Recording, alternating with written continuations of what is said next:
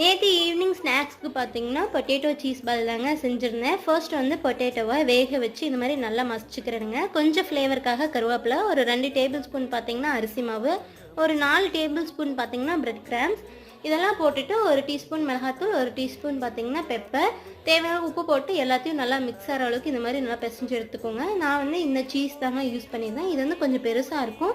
இந்த சீஸ் க்யூபை வந்து 4 வந்து கட் பண்ணிக்கிறேன். அதுக்கப்புறம் வந்து மைதா மாவும் கார்ன்ஃப்ளவர் ஒரு கப்பில் கொட்டி தண்ணி ஊற்றி இந்த மாதிரி நல்லா கரைச்சி வச்சுக்கிறேனுங்க. அப்புறம் ஒரு இதில் வந்து எண்ணெய் ஊற்றி எண்ணெய் நல்லா சூடாகிறதுக்கு விட்டுட்டு நான் பார்த்தீங்கன்னா மாவு எல்லாத்தையும் உருட்டி எடுக்க போகிறேன். மாவு இந்த மாதிரி உருண்டை பிடிச்சிட்டு நல்லா வந்து ஸ்ப்ரெட் பண்ணிவிட்டு சீஸை உள்ளே வச்சுட்டு இந்த மாதிரி நல்லா உருட்டி எடுத்துக்கோங்க.